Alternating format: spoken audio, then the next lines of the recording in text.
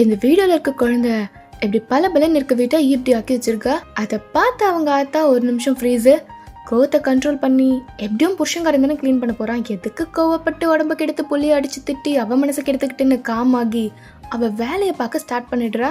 இப்போ அங்கே வந்து பார்த்தா அவளோட புருஷன்காரனும் அதை விட ஒரு படி மேலே போய் ஆனது ஆச்சு மண்ணள்ளி மூஞ்சில பூசுன்னு 3 பேரும் கண்ட மணிக்கு விளையாடிட்டு அப்புறம் வெள்ளவசந்த வேக்யூம் கிளீனர் போல அதை வச்சு ஈஸியாக எல்லாத்தையும் க்ளீன் பண்ணியாச்சு.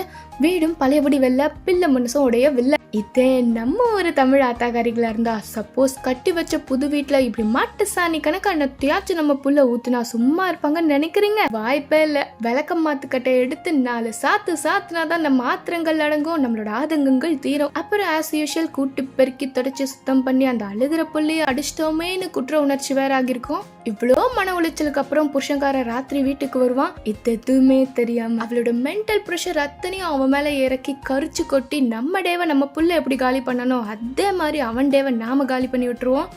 என்ன நடந்துச்சுன்னு கூட தெரியாம எதுக்கு திட்டுறாங்கன்னு தெரியாம அந்த கணவனின் நிலை இருக்கே ஒண்ணுமே புரியாம பேந்த முழிச்சிட்டு மொத்தமா சேர்த்து இப்ப நான் காலிடா அப்படின்னு அவன் வேலையை பார்த்துட்டு தூங்கிடுவான். இப்ப சொல்லுங்க, நீங்க சூஸ் பண்ண போறது பூ பாதையா சிங்க பாதையா? சொல்லுங்க.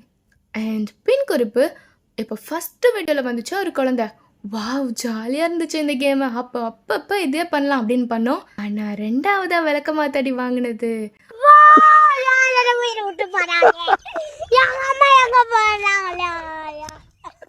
அப்படின்னு அந்த வேலையை மறந்துடும். இப்போ யோசிங்க, எது கரெக்டுன்னே கன்ஃபியூஷனா இருக்குல்ல? இதே தாங்க புளிய பெத்த எல்லா பெத்தவங்களுக்கும் இருக்கு. இப்போதாண்டா இந்த ஜென்டல் பேரண்டிங் எல்லாம் கண்டுபிடிச்சிருக்காங்க. நம்ம காலத்துல நம்ம வாங்காத அடியா, எவ்வளவு அடி வாங்கினாலும் சரி அடிச்சிட்டு போங்கடான்னு விட்டுட்டேன். விட்டுட்டீங்களா? அவங்கள அடிக்கலாம் இல்ல, ஏன்?